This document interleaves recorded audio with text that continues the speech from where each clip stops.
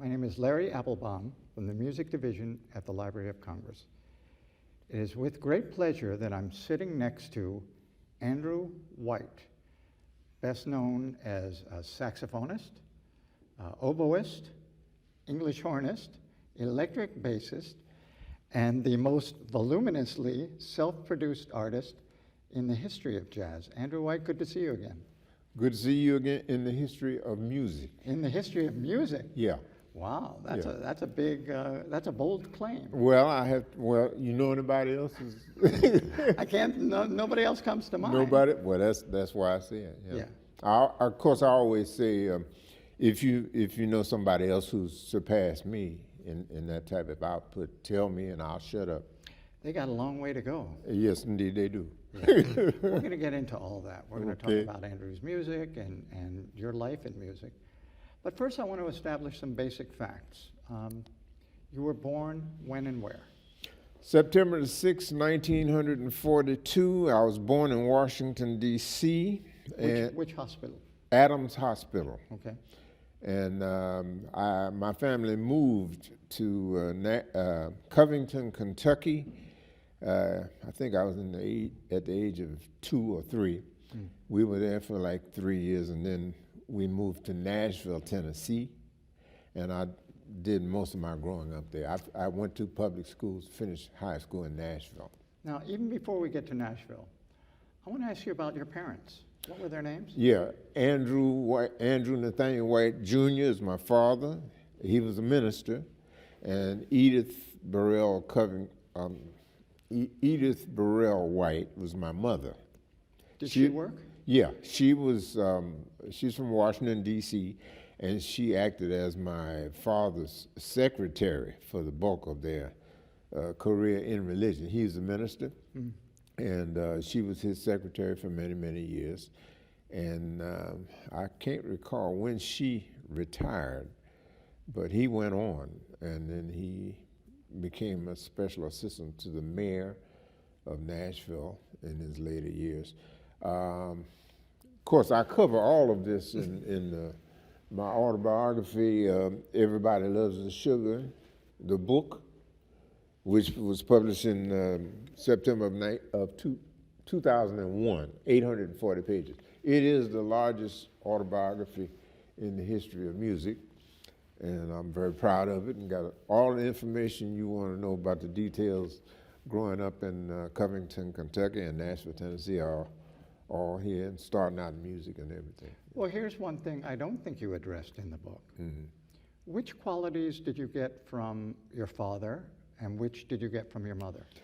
Well, I think it's a combination of both, because they were pretty much similar in everything. Now, my father nicknamed my mother IBM Mind, and she called him a free spirit. So between the two, I have come out the way I turned out. But I can easily point to many of my characteristics that come from either or the two of them. Was it a strict upbringing? Strict how, you mean? Because of religion? Yeah, you're a preacher's kid. Yeah, you're right. I am the epitome of the PK syndrome. However, it's sort of cryptic in a way how I've been able to internalize the eternal conflict of a preacher's kid and make it work to my benefit. I brag on that. For those who are not PKs, what does that really mean? Well, you're under enormous... What's the syndrome? Yeah, preacher's kid syndrome. You're under enormous pressure to be good all the time. And this creates, I think, quagmire for you, because you, just like anybody else, you got the same urges, temptations, and everything else, but you have to somewhat suppress all of that, unless you are the self-proclaimed born fool that I profess to be at around age 8. So nobody really ever expected anything of me from my whole life. How did that manifest, this fool? How did it emerge? Well, I don't know. Is this an X-rated tape or what we're doing? You can let loose. Let loose. Let it fly. I have a section in here that tells a story about me trying to do sexual things with my second grade teacher. And of course I had the daylights slapped out of me for that. But it goes back that far, the second grade. She was a very, very beautiful woman. And I couldn't resist, you know. And as to how I knew what to do and what and how, so on and so forth, I don't know. I can't remember that far back. You were precocious. That's what well, some people use that term. Yeah, I don't particularly agree with that, but maybe that's what it was at that age. Okay, are you still the self-professed Yeah, I'm the fool? worst. I'm the worst born fool. Yeah, I'm the worst born fool you'll probably ever encounter. Now, most of that or all of that comes out in all of my artistic work. How so? How so? Well, first of all, I'm a provocateur as an artist, and the wit and energy that it takes to be that way is manifested in all of my Andrew's music catalog. It's now 2,900, over 2,900 products in this catalog. I've managed to express all of those parameters of my personality through my artistic work, mainly in music, but I'm getting more and more famous for my writings like this. And we publish over 50 books now, and all of that is expressed in all of those books. And but all of that is tempered with the religious background that I grew up in, so to speak. So before we leave Washington in your earliest years, where did your family live in D.C.? Do you know? I don't remember now, but I think it was in southeast somewhere, near a railroad track. Oh. I vaguely remember that. Yeah. You know. So do you remember your first encounter with music, the things Yeah, that really the hooked you? earliest thing that I remember took place in Covington, Kentucky. This was before television, and I remember hearing a big band on the radio, and I made a bandstand and a trombone instrument on my own. I remember doing that, and that may have been the kickoff for me.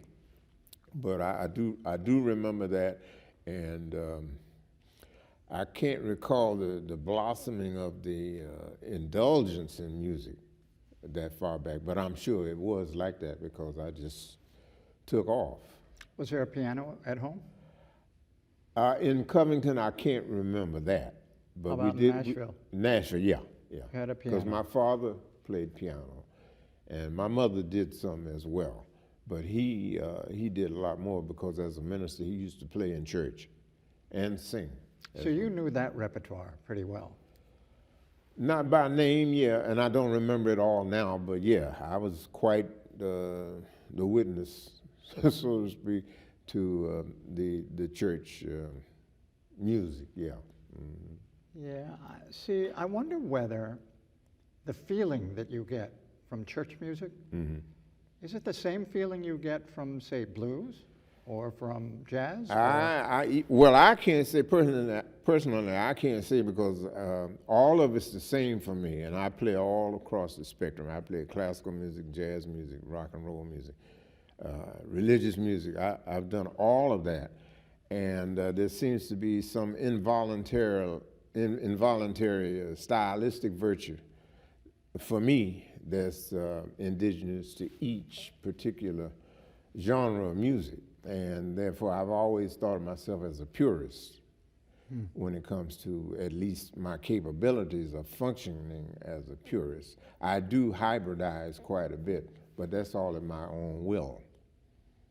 It's not involuntary on my part. I'm totally in control of all of that, to the point of where when I was between 1968 and 1970, I was the electric bass player for Stevie Wonder, and concurrently I was the principal oboist for the American Ballet Theater in New York. Nobody ever knew the difference in terms of what I did on the days off. But did you approach those two jobs the same way? You mean professionally? Yes. Yes, I did. Professionally. Just in terms of discipline or in terms of Well, Playing the role, the right role? yeah, right, exactly that.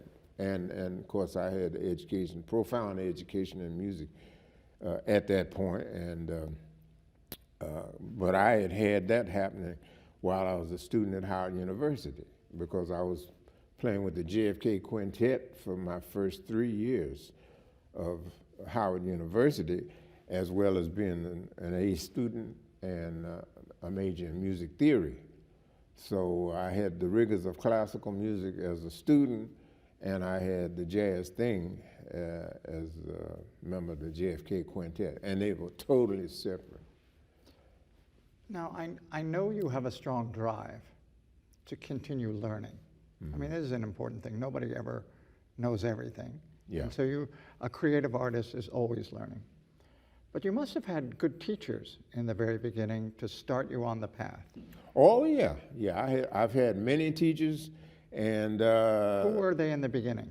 Mr. John Coltrane Reed Was my in Nashville? first. No, he's in Nashville. Yeah, Yeah. Nashville. I was with him from the 5th grade all the way through the 11th grade, and then he became a roving band director in my 11th grade, and then I had Mr. Leonard Morton for my senior year.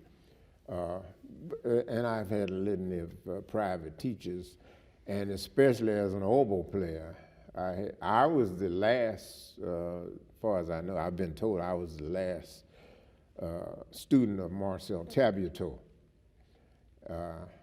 I only had one lesson. It was a 4-hour lesson with him while I was a student at the Paris Conservatory in Paris.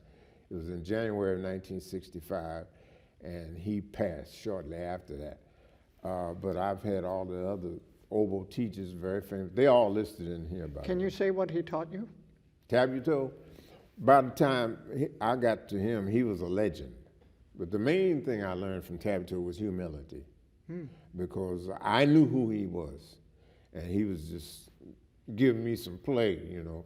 And Yeah, but who was he really? I mean, he was insiders know. Well, yeah, Tabuteau was the founder of the American School of Oboe Playing. School meaning style. And he was a big wig at the Curtis Institute of Music, both in oboe pedagogy and chamber music. And he was the principal oboist with Philadelphia Orchestra for It's not a bad 36 gig. or 40 years or something like that. Yeah. So, and he was very, very famous for his uniqueness and individuality as a soloist, as well as a pedagogue. And so I was studying at the Paris Conservatory from September of 1964 to June of 65. He came to Paris in 65 to pick out some, in January of 65, to pick out some oboes for some American players. And I've forgotten how I found out about that. But I wrote him a letter wherever he lived at the time, and he answered me back. I've got his answer letter in my museum. Oh yeah, it's in my museum. And we set up a time, and I went to his hotel, and lucky me, the French were having one of their famous greves, or they call it strike. We call it a strike. They were having a famous strike on that day that I met with him, and the electricity went out in that part of Paris as well. And so the next thing you know, I'm looking up, and it's 4 hours later. And he gave me his lecture on, I've forgotten the name of the system now, but it's all in here, in the sugar book here. A system of fingering? No, it's not fingering, dynamics. Okay. Yeah, he did that, and he did some gymnastics for me, which I'm still trying to understand today. These are exercises? When you say gymnastics, what do you mean? Yeah. Well, he slurred from the next to the lowest note on the oboe to an altismo high C on the oboe without making any embouchure adjustment or anything. That was like magic to me. And I was only 22 years of age at the time, so I just sat there with my eyes open and my mouth open looking at that, you know. And he taught me about reed making. He says, that's what you have there is not a reed. as we know it, R-E-E-D. Yeah. He said, no, that's like an R-E-A-D or an R-E-I-D, but it's not a reed. You literally have to customize your Yeah, reeds yeah. when you play? Yes, you make your own reeds. And these come from cane? Bamboo. Yeah. Bamboo. And so he made a reed for me at that lesson, and I can't describe the reaction I had when I played, but it did everything. It was like magical. Oh, that shapes your sound. Yeah, it does. For every oboe player, it does, yeah. And you can go the other route and deal with commercial reeds, you know, but I don't know anybody who does that. The same way with bassoon and all of the double reed instruments. Sooner or later, you're going to have to make your own reeds because it's such a personal part of that expression. And it's very, very difficult. And I'm not sure how to say it, but I narrowed it down to being 9 hours worth of legitimate usage. After that, yeah, Per reed. Per reed, yeah. At least I got that. I'm sure many of my colleagues didn't have 9 hours, but I was able to get 9 hours. And of course, that didn't mean that much when I was working as an oboe player because the rigors of rehearsing and practicing and working are very demanding on shaved bamboo cane, so it just won't last. Was oboe your first instrument? No, that was my second instrument. My first instrument was soprano saxophone. And then I moved to alto saxophone in the 7th grade. I started the oboe in the 8th grade. I played the bassoon in the 10th grade. I started the upright bass in the 10th grade.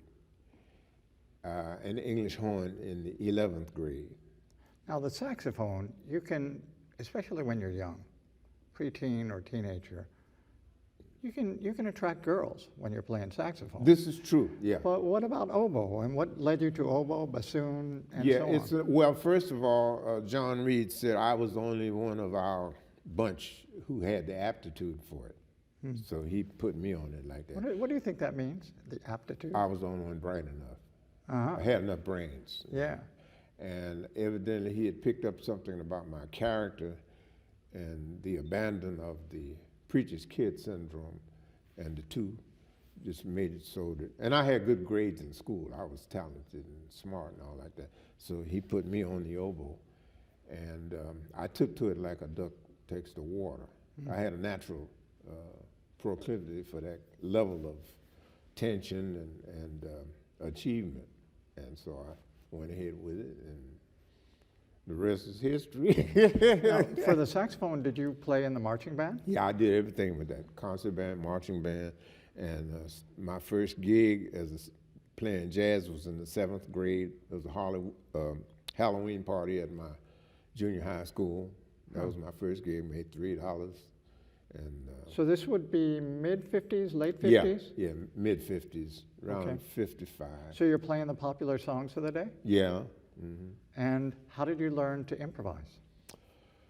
That's all in here too. I tell you, there was something very catalytic about my improvising.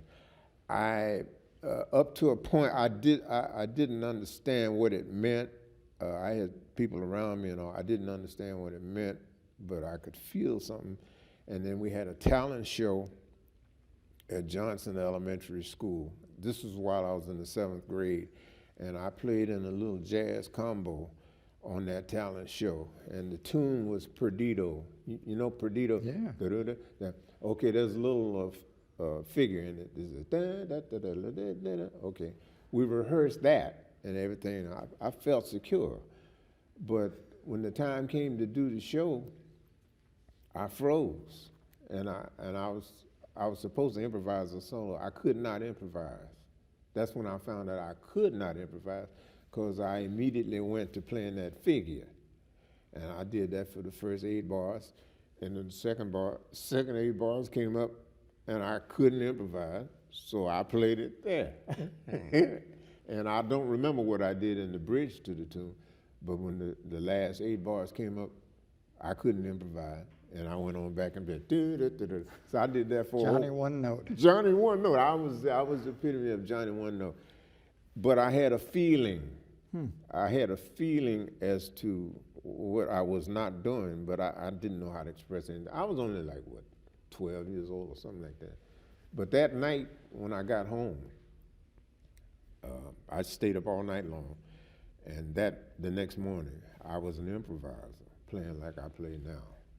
Would you sit down with a recording? No, no record. I don't remember what I did, but the next morning I was improvising like I play now.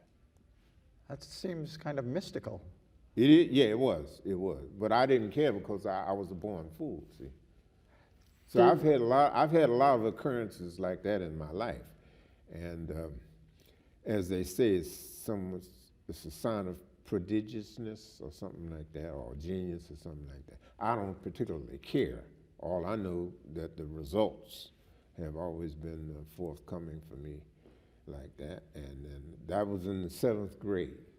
And so I've been doing like that ever since. Now, my first recording for Riverside with the JFK Quintet,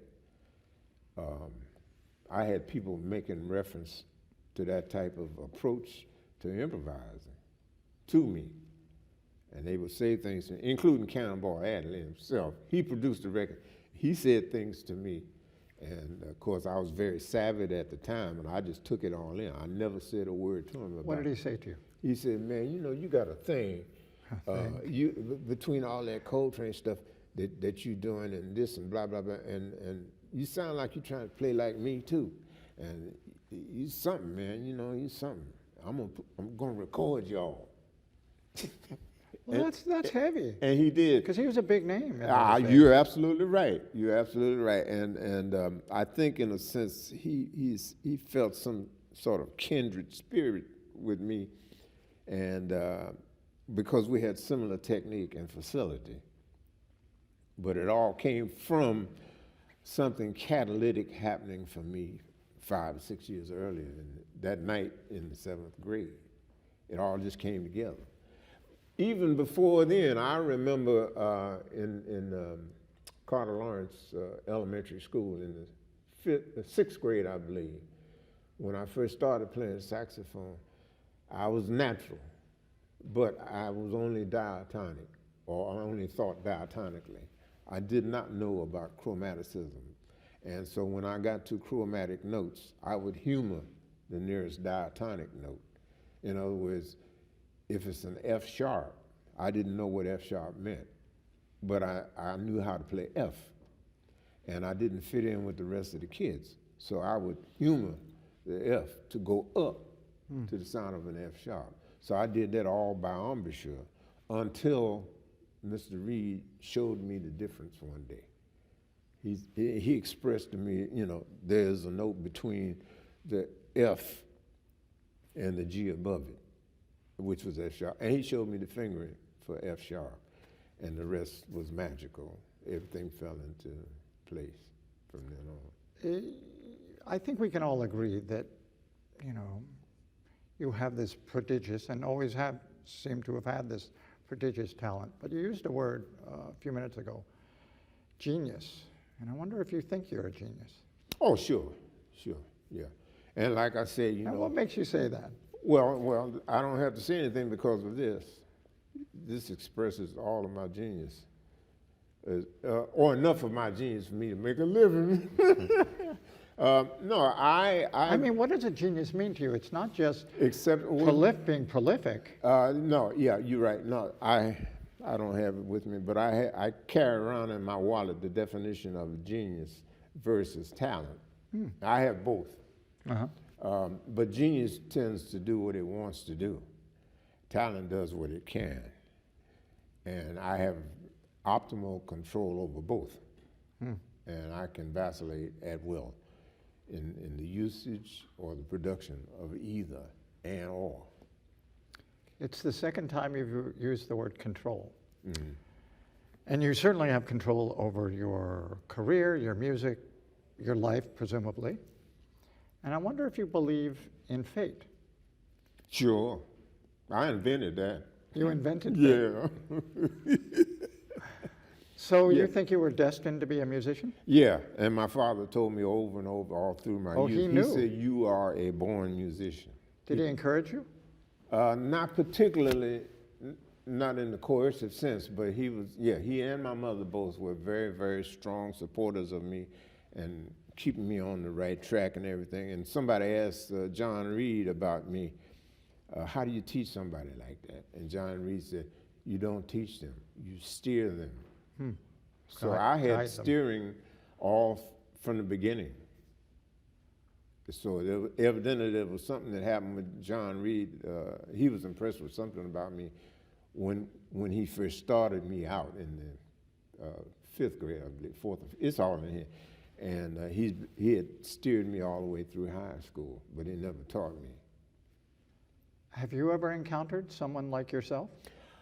Similar, yeah. Well, the closest to myself would be a savant. There's somebody who just, you know what a savant is? Yes, yeah. but well, I've met several of them, yeah. But they can't, most of those people are not even, they can't function in society. But I've been able to do what I think of as magic and miracles from the very things that they cannot do as savants. So I think I have some savantism in me, and I've been able to use it and utilize it and capitalize on it. But I've seen several savants, and but of course, to myself, I always say, so what? Because they can't work. They can't, all they can do is what you see, and they can't talk about it. It's great. I love to watch it. And I never engage anybody. This is the first time I've ever been engaged on the level that we're talking now. I never talk about that. But there's several things that I can do between genius and talent that I never discuss with anybody. A lot of things only call for talent. A lot of things only call for genius. But mainly, there are a lot of things that only tolerate genius. For example? For example, my work as a transcriber. I've had several transcribers for years ask me this and that and so on and so forth, and I won't engage them because I know they can't internalize it. And when I was younger, I was approached about that, and I didn't know any better, and I would say something to somebody, and the next thing I know, a whole Pandora's box would be open about questions and all like this and disputes, and they want to make me be wrong about what I'm saying, which I have just done. Well, that was very fatiguing for me. Some people are like that. A lot of people are like that. Yeah, unfortunately. Yeah. But this is another point I've been meaning to ask you about. Because you are as well known for your transcriptions as anything. Yeah. Even though you do all these other things in addition. So let's focus a little bit on, first of all, for our non-musicians who may be watching this, what exactly is a transcription? How do you choose whose music or whose solo to transcribe?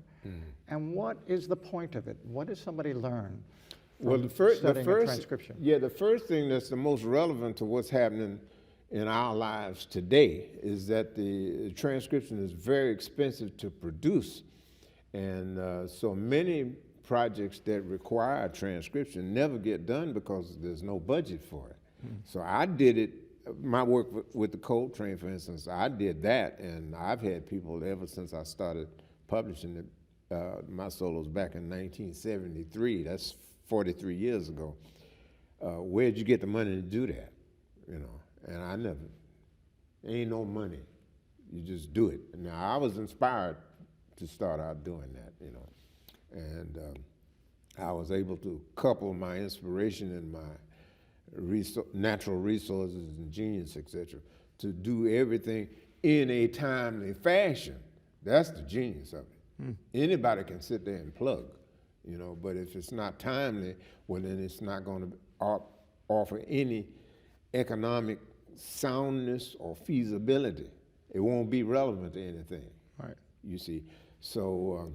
But can you just explain to us what it is you're doing. What is a transcription? Yeah, you're right. Well, what we're talking about is writing music down from recordings. Okay. Yeah, that's one meaning of transcription. A transcription, that's a broad term, and it has many different meanings according to its context. You have a legal definition of a transcription is one thing, and then an artistic definition of it, like what we're talking about now, is another. So in a sense, it's like a courtroom reporter who writes Yeah, out. they're transcribing what they hear. Yeah. Okay. Yeah. So you do that with music? With music, yeah. The notes, or is there more? Well, to yeah, what- to you it got than the the notes, the pitches, the notes, the rhythms. Yeah. That's all a part of it. And then in my case, especially being commercial minded, what's the best way to convey this music that can make it marketable?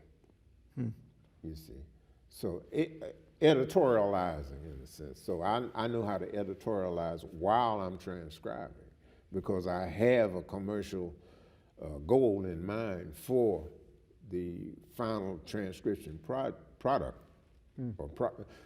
It is a product. I wanted to say project, but it's a product. You see, so there are going to be certain things you write certain ways and so on and so forth. And in my treatise on transcription, I have a section there where I show 9 different ways, I believe, to write one phrase. You see, because you're dealing with writing music down from a mechanical source. At that time, it was vinyl and tape. And many things, well, for instance, I say in the same treatise, a transcription is like a prism. It appears differently each time you encounter it. So you have to editorialize what you're doing. Or I editorialize what I'm doing while I'm doing it. Otherwise, you can be sitting there bickering for months on end because you can go to bed after transcribing something at 11 o'clock at night and get up in the morning and look at it and say, did I write that? You know, and it won't be for any great profound reason. It'll just be because the way you heard it that time at 11 o'clock at night is different from what you see when you look at it the next morning. So you have to have a sort of a consensual type of approach to doing the kind of work. Otherwise, you will be sitting there. I mean, people have told me that. You will be sitting there trying to deliberate, is it right or is it wrong, or is it the best way to present it? And I have another section in the book called alternative transcription, you know, where you want to spend time on a phrase and you have to end up one way or the other because publication will only take one final version. And no matter how intimate you feel with 2 versions at the minimum, you can only use one, commercially speaking. A footnote somewhere, you might be able to do that, but if you do that more than once or too many times, you confuse your consumer and he won't buy your transcription. When it comes to this kind of work, are you a perfectionist? Yeah. I don't like to say I am, but I am, yeah. And so, because it's easy to go back and revise or correct or shade things a bit differently, how do you know when you're done? First of all, transcription legally and professionally is a music service. It is not an art. What I do is artfully done, but it is a music service. So if you're paying for a music service or you are being paid, you cannot sit there and self-indulge in the beauty of alternation. It's not like a composition. No, it ain't. Yeah. It has nothing whatsoever to do with composition, you see. And then to the point or to the extent that you want to try to empathize with the player's music that you're writing down, you can sit there, but that's not economically sound because if it's a music service and you're charging by the bar, the note, the page, or whatever, the money's going to run out quick while you're sitting there trying to be, what they call it, inspired. It doesn't work that way. The project will never finish if you don't put some discipline within what you're doing.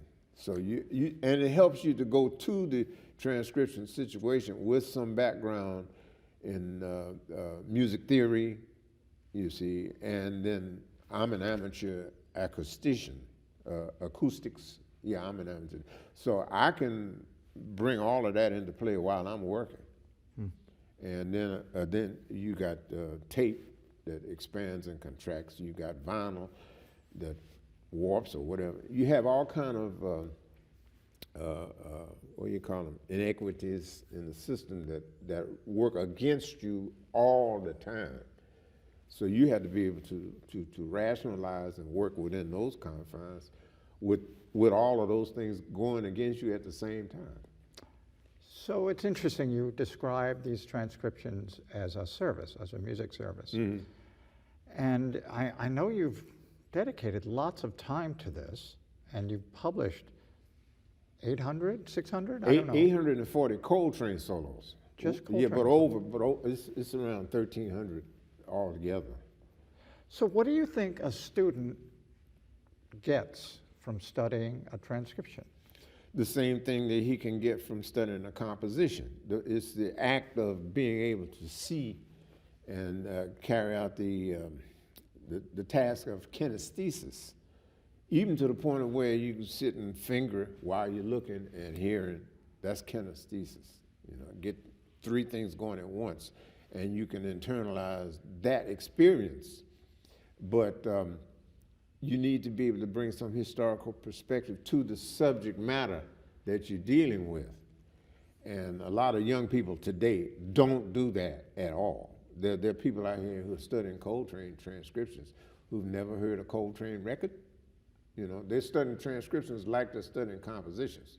You know, they'll study a Johann Sebastian Bach two-part invention for the piano, and for this interaction with this finger, these fingers over here, and so any number of analytical levels they might deal with a composition, which are valid. None of them are valid with studying transcriptions, because first of all, compositions are composed. Somebody sits down with a paper and pencil. Transcript, like Coltrane, you know, these are improvisers. The values put into their effort do not have anything to do with somebody who's composing music.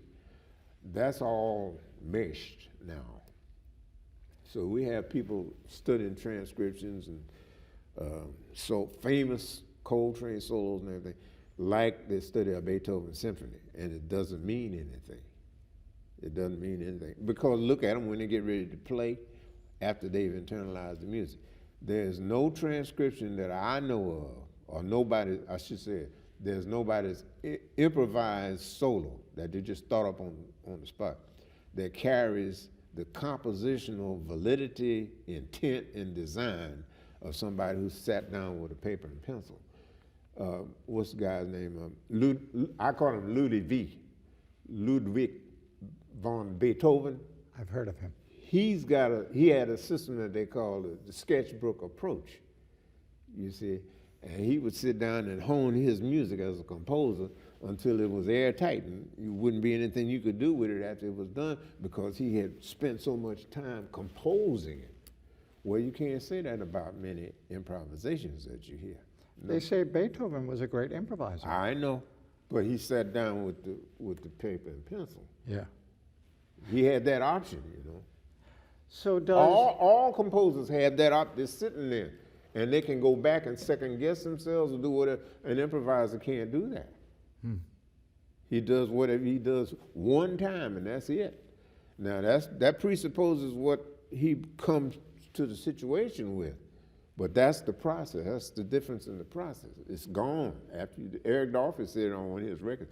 It's gone. Music is gone. It's in the air. It's in the air. Yeah. So of all the people you could have chosen to transcribe, or all the solos by all the musicians you could have chosen, why Coltrane, and what particular challenge does Coltrane present to the transcriber? Yeah, Coltrane, to the transcriber, or just the the element of inspiration that made me sit down and want to do it. Well, let's try both of these things. Okay, Let's start with the inspiration. For me, the inspiration, the first Coltrane record I ever heard was Miles Davis, around midnight. And guy gave me the record and said, listen to this. You want to hear a saxophone player? Listen to this. So I heard the first 5 cuts, and then he got to Dear Old Stockholm, which is the last cut on the record. And I was impressed. He'd been sounding good all through that record. But when the Dear Old Stockholm solo he plays 2 choruses, and each chorus has a 2-bar break in front of it. So I listened to his first chorus with the break, but then when the second chorus came, the second break came up, that was it for me. I didn't believe. I'd never heard any level of unorthodoxy that approached what he played on that break going into the second chorus. Did you actually analyze it? Can you say what it is he did? Yeah, it was totally out of character. The first measure, at least, is 2-bar break. The first measure is totally out of character. And as a young fellow, I was about 14 years old. I'd been studying classical music as well, you know. And so nothing that he did in that measure gelled with what I knew about process, inspiration, nerve, gall, any of that. It just took me out. And it was the tickler of my tuna that has carried me to today at age 74. So if it happened at age 14, I've been living with that for 60 years. That ain't bad when you're talking about something that inspires you to do something. So on the strength of what I heard, and I did hear the end of that second chorus, and immediately, as soon as his solo was finished, I stopped the record before the record was finished. And I went back and got my manuscript book and everything and started with that break. And I wrote that break and then the second chorus, and I went back and did the first chorus. So literally, you'll pick up the needle and drop it, and then keep doing that till you get the next 4 bars. Yeah. And so that was my first Coltrane solo. And that's what I said, what the world? And you know what? Out of all of the 840 solos that I've transcribed and published, that's the only time he ever did that or anything close to it. And that's magical from an artistic perspective. And what I did was transcription just as a means. I did it automatically. I said, well, what the world is he doing? And so I went back and played it and wrote it down to look. That's how I got started transcribing Coltrane solo. And then from then on, I said that was the tickle that tickled my tuna. I did the rest of the 5 solos from that record, and then I started, you know, anything that I could get that had Coltrane on it, I would write those solos just to see what this cat's gonna do. And I had the same experience when I used to hear him play. You know, he used to work around the corner from the JFK Quintet. JFK was at Bohemian Cabaret. Right. And he worked at A-Bars? A-Bars. Yeah. Okay. That's 2 blocks away. And on my breaks, I go around there and listen to him. And I heard a whole lot of Coltrane during that time, because I'd go around there. And at least twice, when he was working there, the JFK Quintet was sharing the bill with Shirley Horn. And she was notorious for starting late, ending late, and taking long intermissions. So it was easy for me to like go around there and hear Train for sometime an hour and a half to 2 hours. Did you tell him that you were transcribing his solo? I did. My one definitive meeting with him, I just said, he looked at me as if I had a question. Did you show it to him? I did send him a copy of one of his solos, yeah. But when I first met him, I said, Mr. Coltrane, I have been transcribing and studying your solos, and there's something I should be asking you, but I don't know what it is. And he said, well, just keep on playing. And that was that. And he heard you. He heard you perform. Oh, he heard me play. Yeah, yeah. Did he oh, give you any feedback? Oh, yeah, Like, yeah. what He did he came say? one night. He was in there, and we played. We played giant steps, and I played his solo while he was sitting there. And Ray Codrington, the trumpet player, told me after I played, he said, "Man, you should see Train over in the corner. He's grinning like that." And, and then after the set was over, well, it was the last set, he came up to me, and he was grinning. He started laughing. He said, "I hear you playing all them hard tunes." Like giant steps. Like that? Well, yeah, yeah. Well, he heard the whole set, that whole set, and then I think he may have come around there for some other nights or sets that we played, but that's the main one that I know.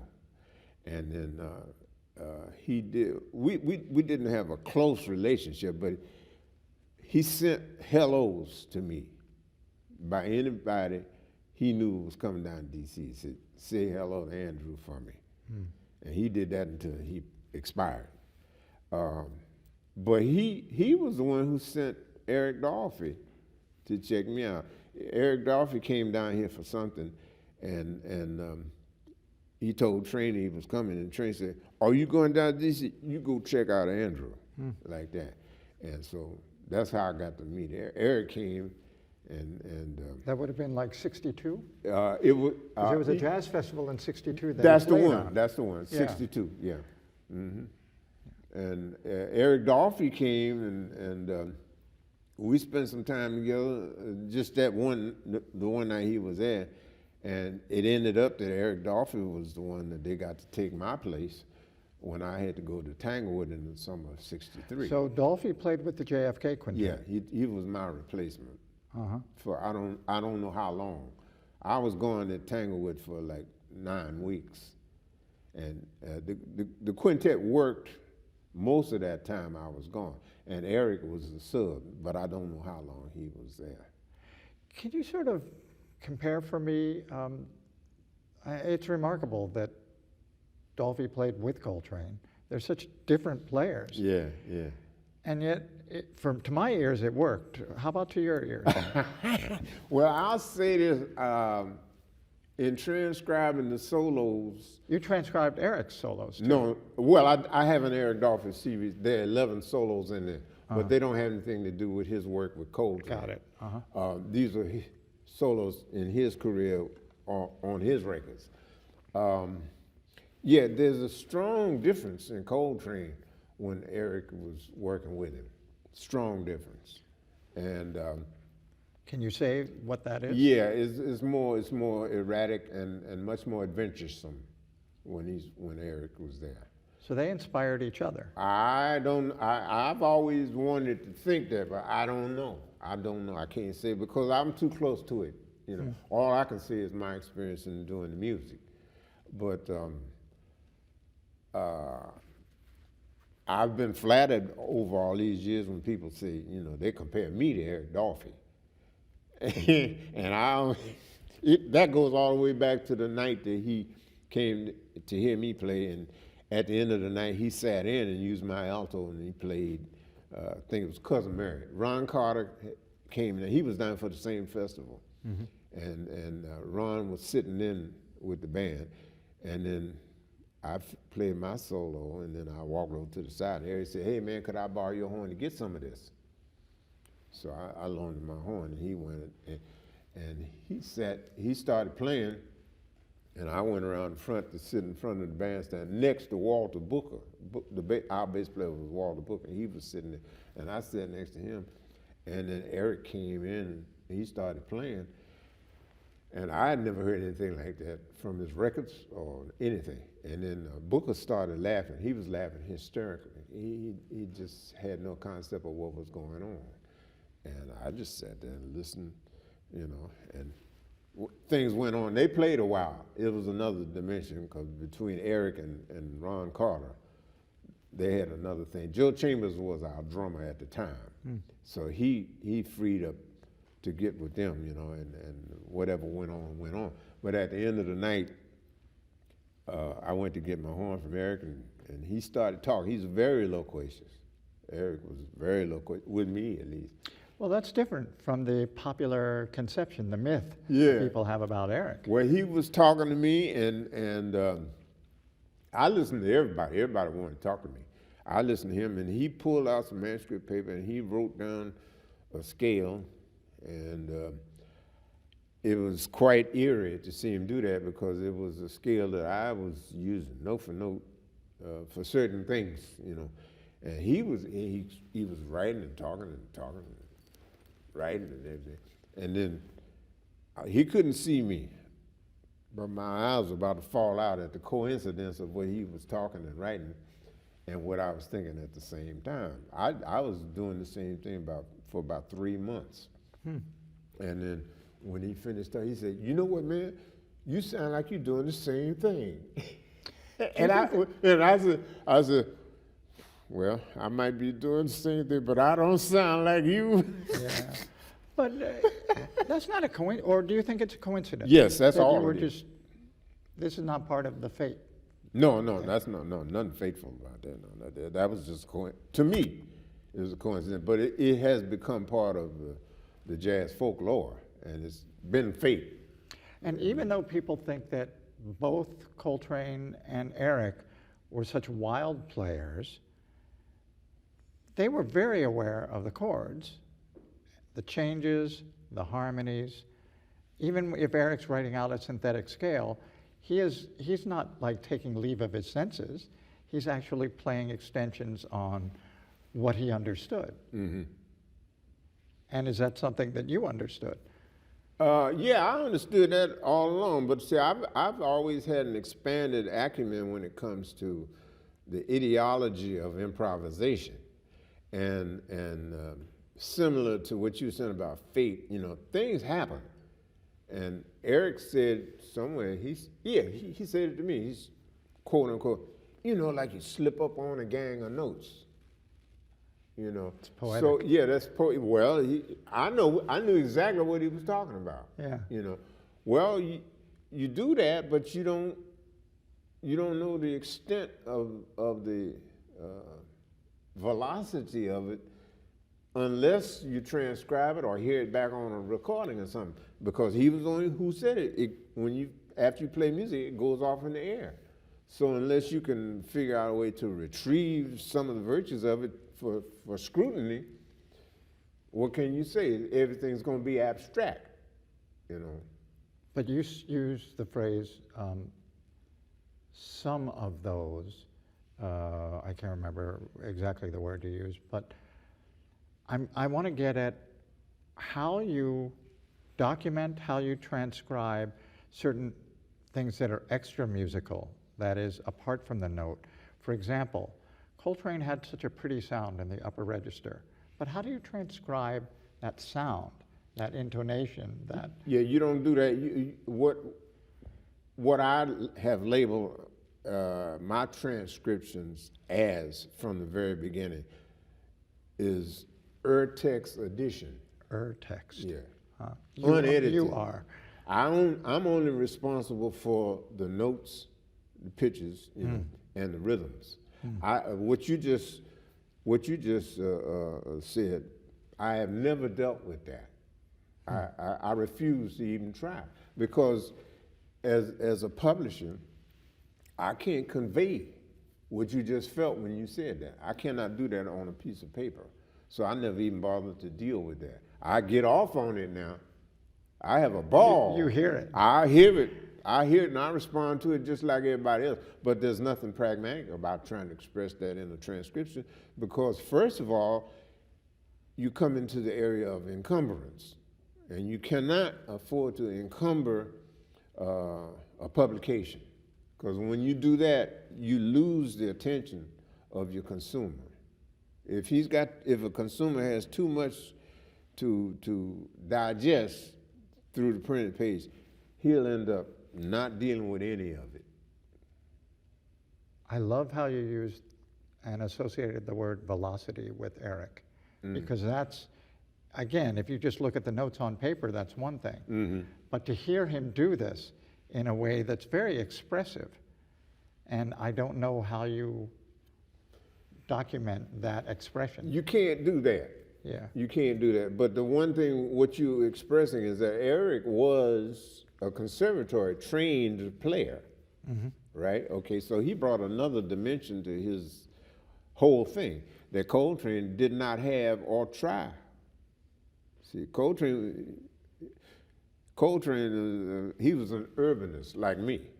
We both came off the block, you know, street musicians. I have that element about me. That has nothing to do with me playing principal oboe with American Ballet Theater. Just talking about blues. So you walk the bar? Yeah. Yeah. And dance. You look at my pants. Well, you know? I'm I'm dazzled. This is as much a part of me Yeah. as my tuxedo for the ballet theater and the symphonies. You see, Train didn't have that. So I'm able to separate this from the classical discipline that Train couldn't do, because Train was just what he was. He was a bebopper to the bone all the way to the end, you know. Yeah, you said this in a lecture I heard many years ago, decades ago, where even at his most free, he was still, his phrasing was still, and I assume that's what you meant. Yeah. The phrasing is still bebop oriented, yeah. rooted in Yeah, that. yeah.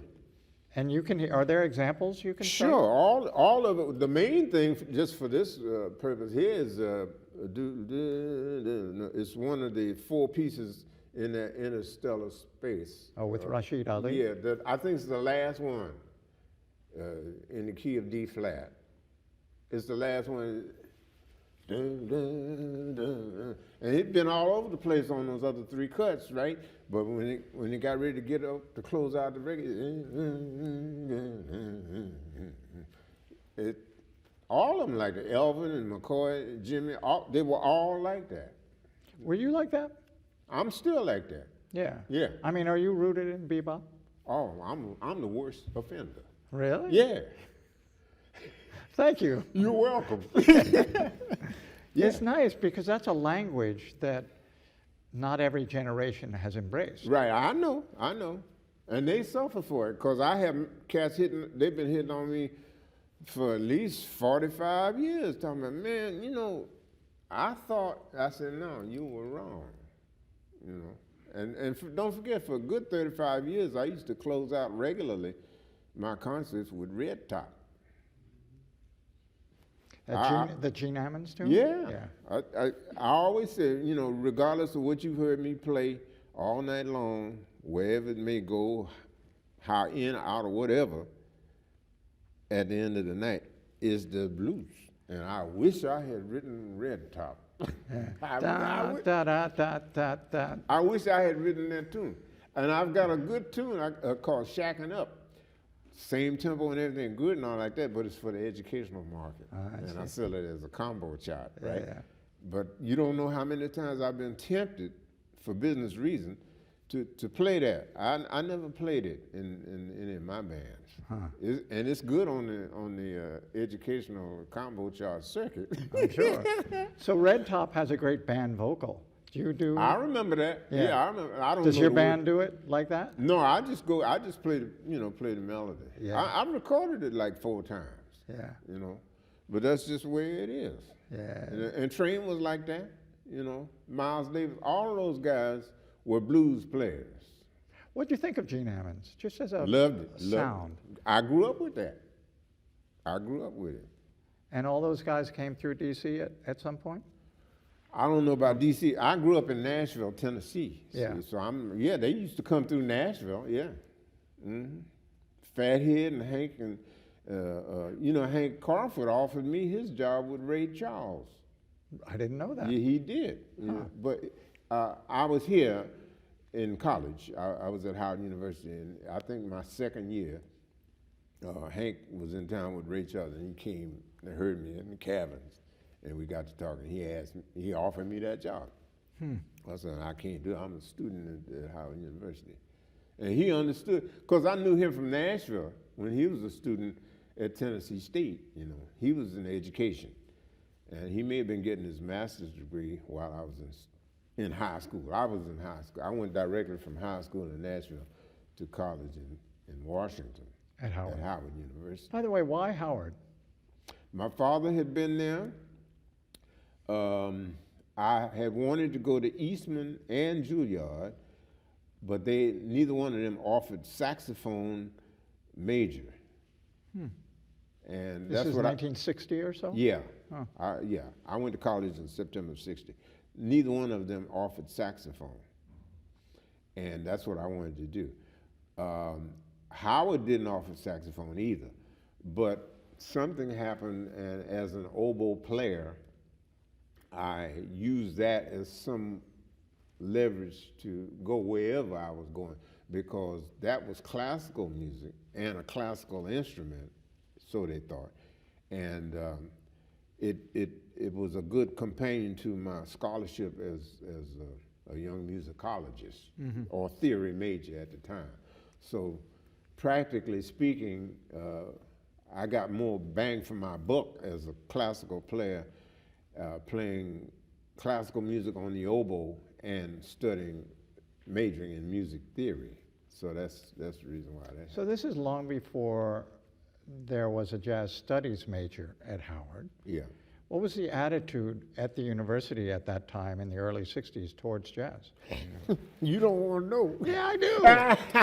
Well, hey, it's all in here. Yeah.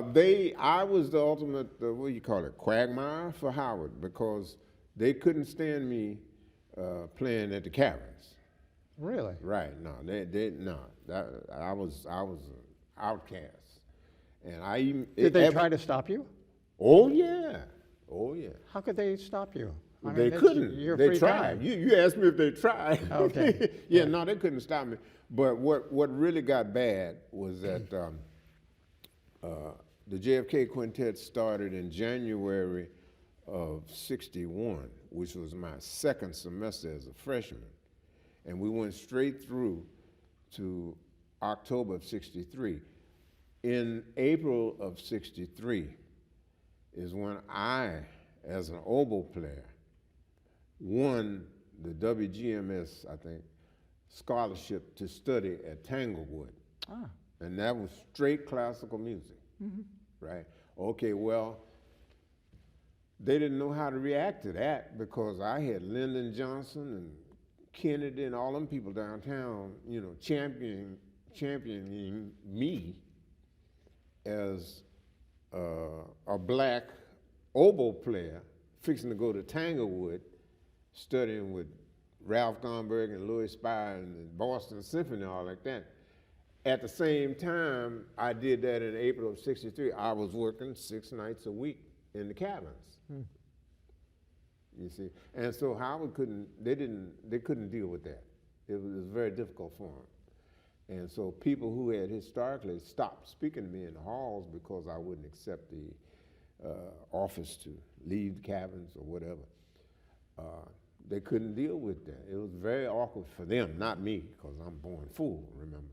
It didn't bother me one bit, but I had, that's one of the most fertile PR and media periods in my career, because it was coming from everywhere. The oboe player playing alto saxophone in the caverns, other way around. The alto player that Cannonball Adderley discovered for Riverside Records is fixing to go study oboe at Tanglewood. So you were very well aware Oh yeah. of what you represented at that time in those circles. Oh yeah.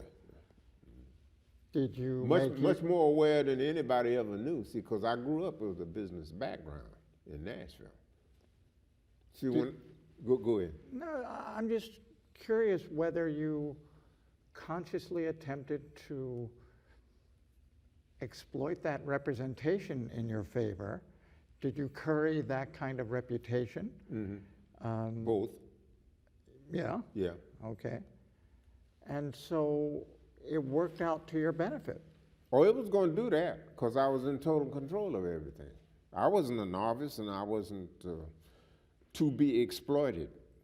I knew too much. But you were, for some people in certain circles, you were not just exceptional as a player, you were exceptional as a person. occupying this role that you were playing. Mm-hmm. Yes? But it's more than one role. See, that's the what is it? The arrow in the side. I was playing more, at least at a minimum, 2 roles. Because see, the whole time I was at Howard, I was doing very well as a student. Was there anybody at Howard at that time who was supportive of you? No, Sterling Brown was there at he the was time. no, he wasn't there. Oh, he wasn't there? No, he was before me. Oh. Well before me. Yeah. Oh, I see. Yeah, there's that sort of lost period before they created, and who actually created the jazz program at Howard? That's a different story, and we should not talk about that because I wasn't there. Okay. That came after me. I finished in '64. The jazz studies, I think, started around '68 or '69. Yeah. Now, I wasn't there. So let's pick up your story after you leave Howard and you go to Paris? Yeah. How did that happen? As an oboe player, Yeah. you know, Dean Warner Lawson talked to me to audition for the John Hay Whitney Foundation Fellowship to go to college. To go to a graduate program after I finished. So I auditioned for the John Hay Whitney Fellowship and got it. Do you remember what you played in your audition? Yeah, one of the pieces was the first and second movement of the Handel C minor oboe sonata. There were 3 auditions, 2 in D.C. and 1 in New York. And I remember playing those 2 movements from that Handel C minor sonata, and I can't remember what the other one may have been part of Howard Hanson's Pastoral for oboe and piano. But I think he wrote that for symphony orchestra and solo oboe. Anyway, that was in the picture somewhere. And but in New York, it was just the 2 movements from the Handel sonata. So you got it. Yeah, I got that. And you're on your way. I'm on my way. I went over there. And again, the duality followed me over there because I was working viciously in Paris as a tenor player, more than an alto. Ben Benjamin at the Blue Note says, "Yeah, well, come on back with the tenor." Yeah. I don't think he would let Eric work in his club. Really? Yeah, and starting in January of '65, I started working heavily in the Blue Note. And my first gig starting in January '65 was 3 weeks straight in the Blue Note. We had no off nights at the Blue Note. It's like Las Vegas. Yeah. 3 weeks I was working in the play for Ornette Coleman. He was supposed to be there, but he couldn't make it for some reason. So I ended up working 3 weeks in January of '65, and the rest became history. Did you have an agent in those days? No. So you get these gigs just from hustling? Maybe that's not the right word. But No, yeah, that's not the right word because they always call me. Okay. And they heard about you from the 2 records, the JFK Quintet I can't record? say. I don't know. Because when I first started playing in Paris, I shook up the whole continent, And there was a tenor player. Nobody's ever heard of this guy. His name's Michel Hawk. You ever heard of him? Tenor player, a blind French tenor player. Well, he was getting hot in Europe, on the European scene, and he was the resident second band at the Blue Note, and so he had to be away. Now, I don't know what he was doing before he contacted me, but he started contacting me to sub for him at the Blue Note in the second band, and I started doing that, and to make a longer story short, I was in the Blue Note almost like a sickness up until the time I came back to the States, because his career was taking off continentally. And I was in there.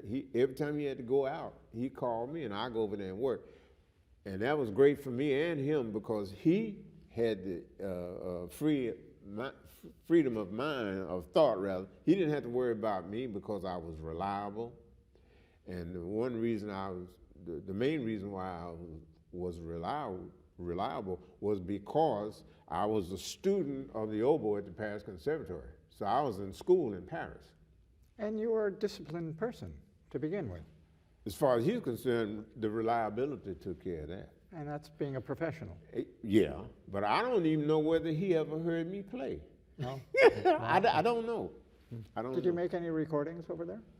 No, I did a private recording from somebody. I don't know who that was. I don't remember. But I didn't do the regular thing.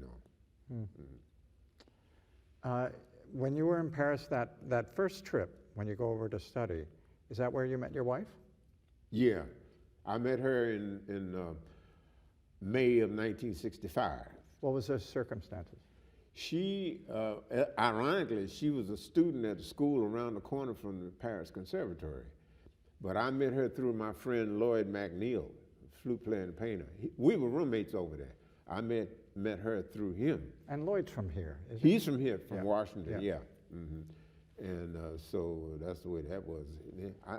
I met her, but I met her after I met my my Swedish fiance. I was engaged to a girl from Sweden. I met her in December of '64. And so we were engaged, and while we were engaged, I met Jocelyn in May. And so when I left Paris to come back to the States, you remember a lady named, what's that girl's name? Pierre Noel Painter.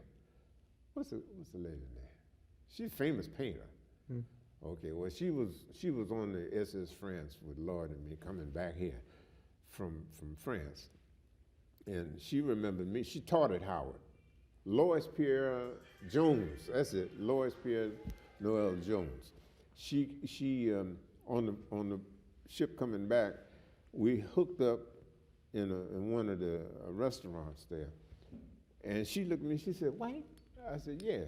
She said, "I didn't know, were you over?" I said, "Yeah, I was over here. I was in the Paris Conservatory," like that. And Lloyd said, "Yeah, look what else he was doing." And he took up both my hands because I had engagement rings on both of these third fingers. And she looks at me, "White, what you doing?" And Lloyd said, "He's engaged to 2 women." So how did you choose? Let's see. And why Jocelyn? Yeah. Well, we were all tight. You know, I was engaged to both of them, but it was Karin, the Swedish girl. She unbeknownst to me to any great extent, she was a Swedish patriot, and she didn't like what was happening in the Vietnam War, so she wouldn't come here to marry me. And Jocelyn, ironic, she came. Jocelyn, she heard about that or knew about it or whatever, and the next thing you know, she was over here. How long were you married? 41 years. Congratulations on that. Thank you very much. That's a big deal. Jocelyn passed on May 24th, 2011, but she's still very much here. This is her blouse. You know, nice. I honor her with this and other things. You know, like she gave me these socks. Oh yeah. And I'm going to tell Dennis Gonzalez. That's where you got those socks. No. Okay. Forgive my asking. Maybe this is too personal, but after 41 years, what do you miss most about her? I don't really miss anything. I have not started grieving. I never went through the grief process. And she's still very much with me. I haven't changed anything in the houses, you know. And I go visit her she's at Fort Lincoln Cemetery. I go out there and visit her. And then a lot of her friends, good friends of mine as well. And whenever they come to town, they want to go out there and see her, and I take them. When you go to visit graveside, do you talk to her? Oh, yeah. What do you talk about? Everything, just like she was right here. Same thing with my family in Nashville. My mother, father, and sister are buried in Nashville. Every time I go down there, I go out there. Yeah. Talk to them, you know. I want to spend what time we have left this afternoon and talk a little bit about the jazz scene here in D.C. For example, when you returned to D.C. after living in Nashville those early years, can you sort of paint the picture of what the scene was like here? Who were, for example, who were the top dogs among players? Shirley Horn, Buck Hill, Calvin Jones, Keita Betts, Billy Taylor, the bass player, not the piano player, he'd gone. Yeah. It goes on. Was Webster Young here? Who? Webster Young? I can't remember whether he was here when I got here, but I did know him when he came back to live. John Malachi? Yeah, John was here, yeah. Was he teaching already? No. I don't remember whether he was teaching or not, but he was here working. Yeah. Charlie Hampton, Rick Henderson. Dude Brown? Dude Brown, yeah. Yeah, they were all here. I guess Frank West had already gone. He'd gone, yeah. Charlie Rouse had already gone. Or did he Yeah, come back? he'd gone, but he was coming back and forth. I never knew what his situation was. But he was coming in and out. Yeah. So there were lots of players here. Yeah. Were there places to play in 60? I mean, you got the gig. How did you get the gig, for example? At the Caverns. Did you just talk to Tony Taylor? Or No, how did that work? you close. What happened, I came here in September of 60, and to shorten the story, my first important jam session was at the Caverns on a Saturday afternoon. And I tore the house up, right? And Tony was there, Tony Taylor. And he approached me right then. He said, "Can you come back here Monday night?" I said, yes. I came back Monday night. And what it was, he wanted to see what the reaction would be to me with a paying audience. Because Saturday afternoon, the matinees were free. You know, I think you paid for the drinks, but there was no cover. And so I came back and I played Monday night. And then he gave me all of the Monday nights for the rest of September, October, November, and December. I was the band leader. You know, I had pretty close personnel the whole time. Very little fluctuation, but some. But at the end of December, he told me that starting January, Shirley Horn was the main. She was the headliner for the week, Tuesday through Sunday. Her contract was going to expire at the end of December, and he wanted to offer me the contract to start with my band, quote unquote, my band, in January of 1961. And so it was his idea to call it the JFK Quintet. And so that's when we started under that title. And you knew those guys already, Ray and? Yeah, because they had been playing with me Newman. during September, October, November, December on those Monday nights. And how did you get to be the leader? That's a good question. But I was mainly I was also the organizer for those sessions on the Monday nights, and I got to be. Maybe I carried myself like a leader, and Tony picked it up, you know. But he approached me. I had the feeling that he could tell that I was an organizer, as well as being able to play and everything, because I was writing arrangements that I knew that the cats could play on the spot on the Monday night jam. They didn't call it a jam session, but it was an off-night band. And he saw that. Tony saw all of that. And so he was probably thinking, well, if he can do that for a Monday night gig, he can probably do that for a 6-night-a-week gig. And we can go from there. And that's how we started in January. And we had built up a repertoire just on those Monday night encounters. Your tunes or everybody wrote? There were not my tunes. There were no originals. They regular jazz standard thing, you know. And no, the originals didn't start until the group started in January. And I had Thursday night as part of the exhibit at my presentation, I had a copy of my very first copyright from March 1961. What's the tune? I don't remember. There were 3 in the group. Huh. Yeah. But, well, let's see. For the first recording, this is Ugli's Tune, CC's Delight, and De La Reese. That's 3 right there. So on the very first record. So that JFK Quintet actually made 2 recordings.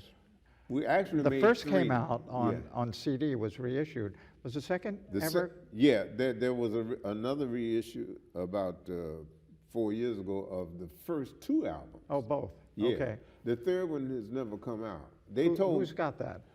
They have it, whoever bought the Riverside catalog, and they have told me that they would probably put that out after I think died. it's probably Concord now. That They gave it up. I bought them out.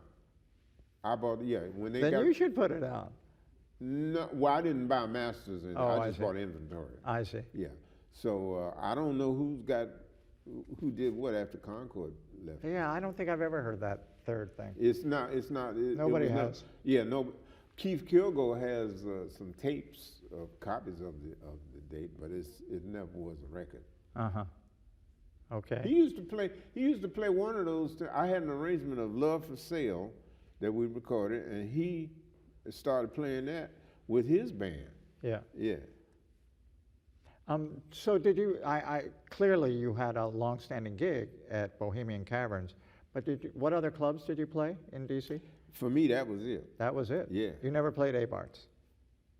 No. Olivia's Patio Lounge? No, that's Olivia. I remember that was before I got here. I don't know whether it was going while I was here or not, but I never. Club Valley? No. No, none of those. I guess Blues Alley came along in the mid-'60s. I didn't play there until up in the 70s or early 80s. I'm not sure. So here's something. 1960, 61, you come here. You moved here from, Nashville is the South. Yeah. And D.C. in many respects, especially in those days, was a southern city. Yeah. How integrated or segregated were things on or off the bandstand? Up here, I think I don't know. They were integrated because, Keita played with Charlie Bird, and then there were other bands that had black people in them. But I never thought of it because the whole time I was in the Caverns, it was the same band except for the drummers. Billy Hart was the first one, Mickey Newman was the second one, and Joe Chambers was the third, and everybody else was the same for the whole 2.5 years. Was the Musicians Union integrated, or did they have separate locals? We had separate locals. The integration took place, I think, around 1967. Oh, that late? Yeah. Do you know what that story is? How did it become integrated? Well, I've forgotten now because I wasn't here. See, I was in, I went to Paris in September of '64, and then I was in Buffalo up until May of '67. So there was things going on here. I was a member of local 161 710 all the time I was not here. I kept my membership active. But I don't know what happened down here, but there was, I really don't remember all of it, but I know there was a huge problem in the fact that the unions were going to have to merge for whatever reasons, and the black people would be the losers because we would not be able to command the white pay scales in the black community. We couldn't, the money was simply not there. So I don't know what happened. I know there was a lot of fudging going on. Was 10th and U considered a black community at that time? 10th and U? Well, Bohemian Caverns. Yeah. Oh, that was, that's yeah. Black Broadway. Or That used to be, they called it, with those 3 theaters and the Howard Theater. Yeah, that was considered, that was black, yeah. Yeah. So I guess I was just curious about the community of musicians. People, were there racial attitudes, obstacles? Yeah, there's plenty. It was bad. It still ain't that great now, you know. But everything was compounded when the unions merged because there are several gigs and opportunities that just evaporated because black people wouldn't pay, you know. And if the black union members, well, they did what they had to do to survive, you know, but they were outside of union parameters, and so I don't know. You have to talk to somebody who was involved with that. I wasn't involved with that. Do you know who was? I can't Who would remember have been the now person? yeah, I can't remember now because most of those guys are deceased. Yeah. Especially the band leaders, Rick Henderson, Charlie Hampton, and somebody named Gaines, who had a band at the Howard Theater for a while. Was George Botts involved?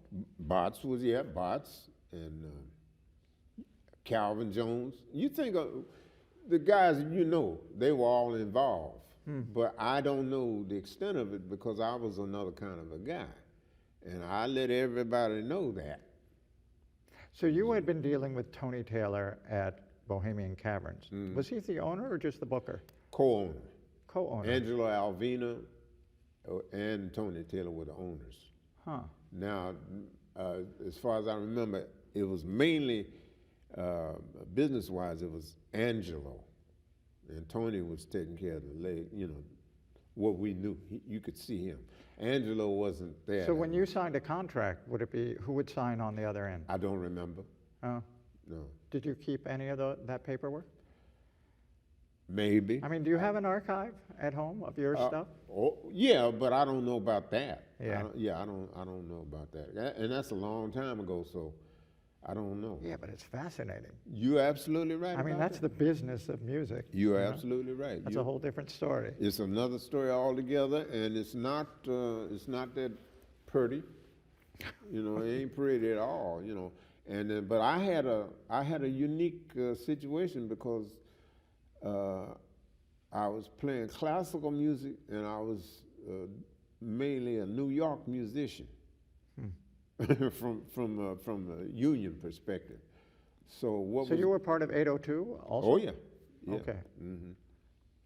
And so, but it was bad here in terms of black people trying to work, because I remember there was you remember a band called the Young Senators? Yeah, that sounds familiar. Was that a black band or a white band? Don't know. Okay, there was a white band that virtually took over a lot of the music that black bands were playing because they had already been making the white union requirement scales. They had already been doing that. So the black bands gradually just fell off of the scene because they couldn't get money for their gigs because the white boys were getting it. You know. And the money that the black bands were making was, according to the black scale, was too low. Now, we talked about something before, I don't know when you visited a few weeks ago, that in New York, certainly in Manhattan, Brooklyn, Bronx, Queens, and in Chicago, a number of clubs were mob-owned for many years.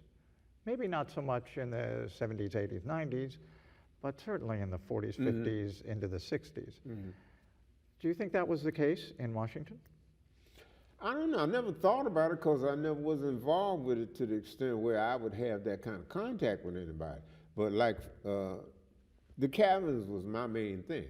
The issue never came up or presented itself to me, so I never knew and didn't really care because on the level of business that you're talking about, it doesn't filter down to just plain entertainment, you know, unless there's a lot of good-sized entertainment acts. I never thought of us, the quintet, as a money-making venture. It was more of an artistic thing that was coddled by Tony. Tony was black. Angelo was white, you see. And so evidently Tony was pulling his own weight business-wise in order to keep us there for 2.5 years. And then when we were off, you know, he brought in Coltrane to work in our place. So evidently something was going on that was well enough along the way for him to keep on doing that. In those days, and I'm talking about primarily the early to mid 60s and then later when you returned to DC after Paris, were there people who played jazz on the radio? I know Willis Conover did some things, WWDC and WINX, but he mostly did the VOA stuff, Voice of America. Mm-hmm. But I can't think of anybody else in those years up until, say, Yale Lewis did stuff in the 70s. Mm-hmm. But can you think of anybody in the 60s who was playing jazz on the radio? Felix Grant. Felix Grant, thank you for Yeah. mentioning Felix. Well, now for me, I'll just tell you, Felix is the only DJ because from a business perspective, I did very well with Felix. Yeah. I Did he mean- interview you? Oh yeah, Yeah. yeah. And we had a thing going, you know, because he had something to do with Latin American music or something like sure. that, you know. He introduced Bossa Nova. Bossa Nova, that's it, the Stan Getz cat. Yeah. Yeah, he brought that along. But Felix I did real good business with Felix, you know. But he never knew how good a business I was doing until I told him one night. We were up at Howard University for a concert, a Coltrane concert, and he was the MC. And after I played, I think they had a house rhythm section for me of Stanley Cowell, Ray Drummond, and Billy Hart. So we had like 4 saxophone players out there to be featured with that rhythm section, right? And so it was Joe Ford, Gary Thomas from Baltimore, and Donald Harrison, I believe, and Dave Liebman. Anyway, after I finished, I was back in the dressing room, and Felix said, "Man, you put it on out there." I said, "Well, you know, I'm merchandising." Because I had announced before I left the bandstand, I said, I got about 1,000 records back in the dressing room with the 2 tunes on it that I played on this concert. So if y'all want some, I'll meet you around in the lobby. I went around there. I stole all my records, right? So I came back in the dressing room before I got ready to leave, and Felix said, "How'd you do out there?" I said, "I don't know, man. I did it. All my records are gone. The only thing I can complain about is that it's a house rhythm section, so I ain't got to pay no band." Nice. And Felix said, he said, "That's the way you look at that?" I said, "Well, how else you gonna look at it? It's business. I had all the money and no band." That's the way to go. That's the way to go if you want to do that kind of thing. Yeah, I don't do it all the time, but I did that, and that was the night in Felix, and we started having closer conversation, and he was a very big champion of mine with my records, you know.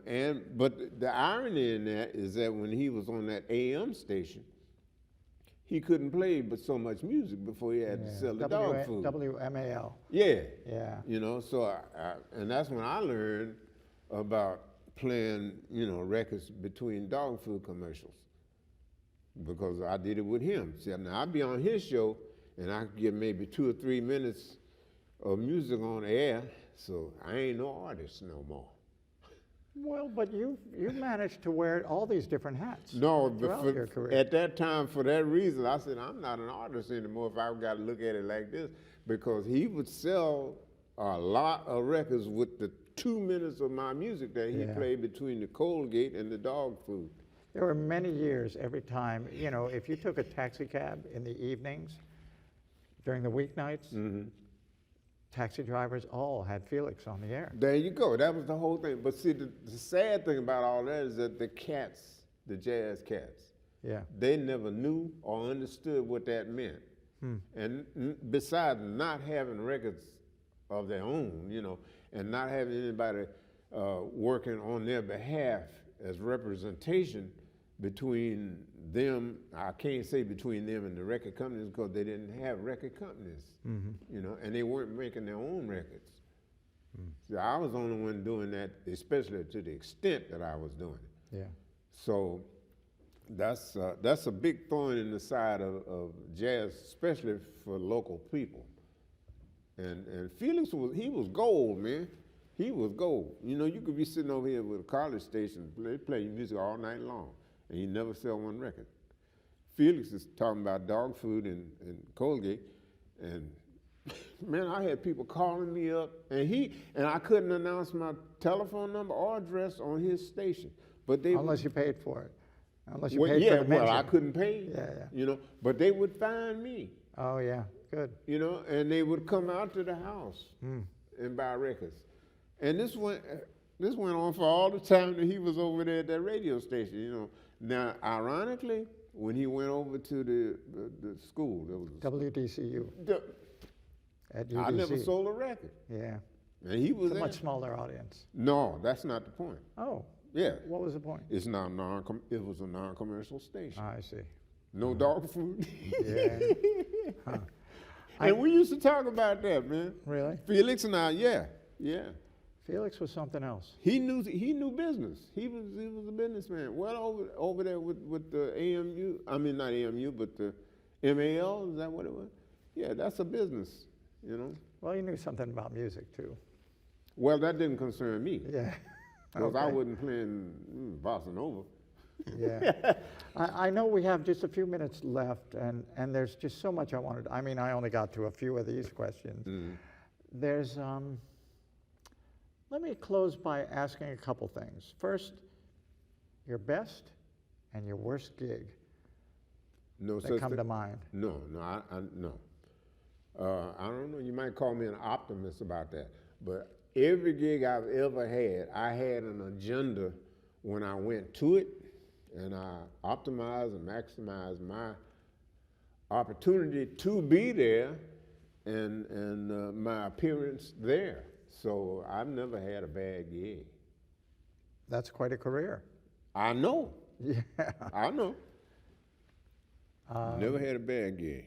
Can you say what your best gig was? No, because they were all the best. They all had different things to offer me.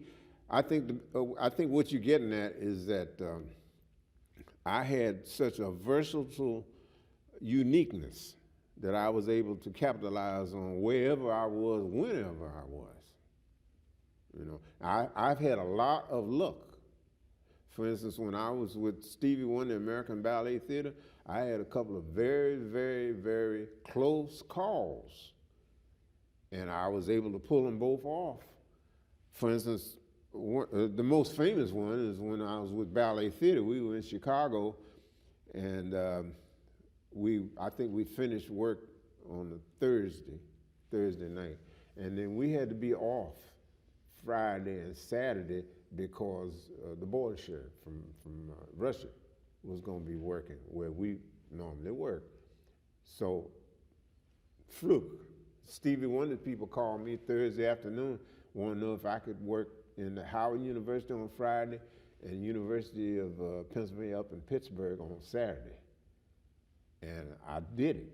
I flew in here Friday morning, put down the oboe, picked up the bass, worked at Howard University Friday night, went up took the plane, took the plane up to Pittsburgh Saturday and worked up there Saturday night. Took the plane up there Sunday morning, came back here, put down the bass, picked up the oboe, went back to the airport and got on the plane, went back to Chicago to meet the bus to go to rehearsal for a matinee and an evening at Champaign-Urbana University. Yeah. Now that was close, but it worked. Well, I had things like that happening for the whole time. You know, the first two Coltrane tributes I did at Carnegie Hall, I was with the Fifth Dimension full time. Yeah.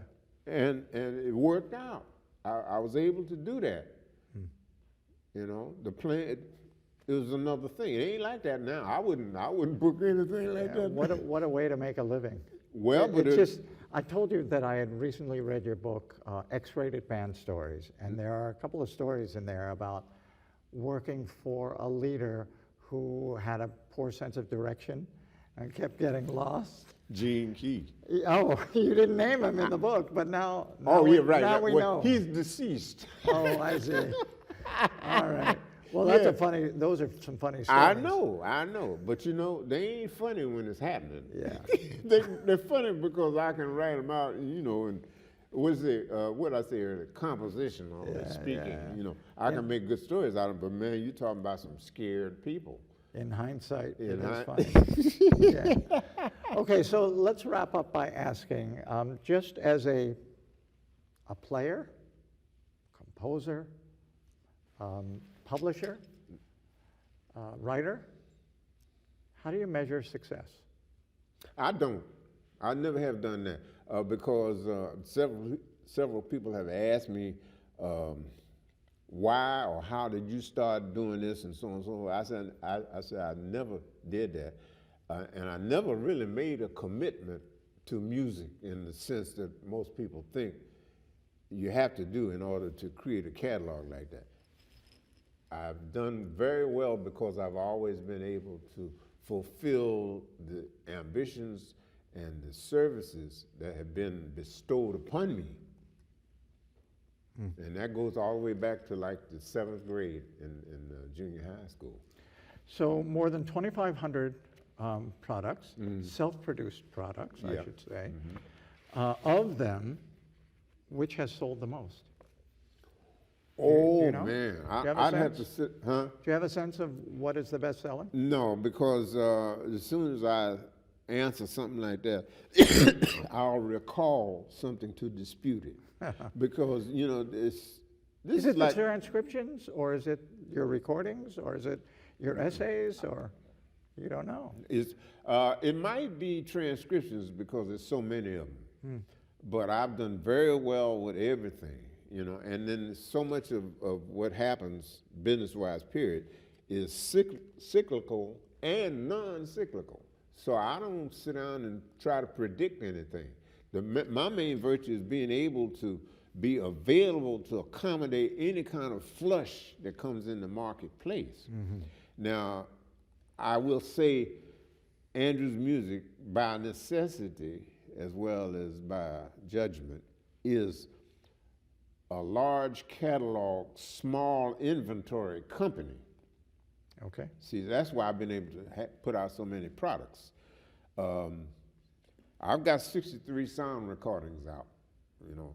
For the most part, for the first 25 years of Andrew's music, the inventories were medium to large. I was lucky that I could move that kind of inventory. As the time has gone by, I don't know whether I could have done that now because the quantities that are needed for sales directly from me have dropped tremendously because of this whole telecom system that sells music and encroaches on what I'm doing, have Yeah. done. I never had You that. don't offer things for downloading. In fact, Right, I wouldn't. you don't have a website. No, I don't have a website, no. You don't use a computer. No. Well, it's all the more remarkable that you have managed to achieve such success doing it your way. Well, I understand it, and I appreciate you saying that, and I thank you very much for saying that, but I don't know whether that's true or not, because, see, I came to Washington in September of 1960, swaggering iconoclasm with idealism, destiny, and intent and design in mind. Indubitably so. Indubitably. So that's what, I put everything on that. Yeah. And it's my uniqueness and individuality, my chicken alto sound, which is over into my tenor sound as well. I used to call it talking turkey, but it's until I got with Elvis. Elvis said, "Man, that ain't no turkey you doing it." And his wife, you know, Elvin's wife used to get him. She said, "You making Elvin work too hard." Elvin Jones. Yeah, Keiko. Keiko. Yeah. You know, so I've always thought it was my uniqueness and individuality and iconoclasm. I sit down and reflect on what you're saying a lot. I do that because I'm trying to figure out a way to give me a reason to go over there with the telecom and all of the modern stuff. But I don't hear of anybody saying that somebody's walking up to him and say, hey man, I like what you sounded like in that. Can I buy a record? Have you made a record? I don't hear anybody saying that. Yeah.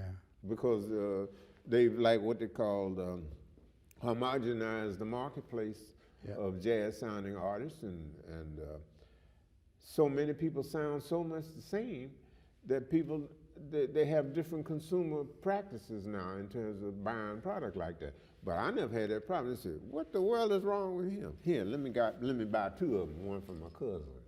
So even though you don't have a website, I think if people want to find you, all they have to do is use a search engine and look for Andrew's Music, Washington, D.C., and somewhere there's going to be an article or something online that gives your address on South Dakota Avenue and your phone number, and you encourage people just to call you directly. They do. They do. Yeah. And then you'll send them a catalog and whatever, and oh yeah, more power to them. That's the way it's done. Yeah. And I'm impressed. I try not to say anything negative about telecommunications because I'm all over there, and they sample me on a lot of those websites where they play music, and what is it? YouTube. They got a lot of my music on there, and they play a lot of my older records. Mm-hmm. They may play one cut. Somebody will call me up and say, I heard so and so and so.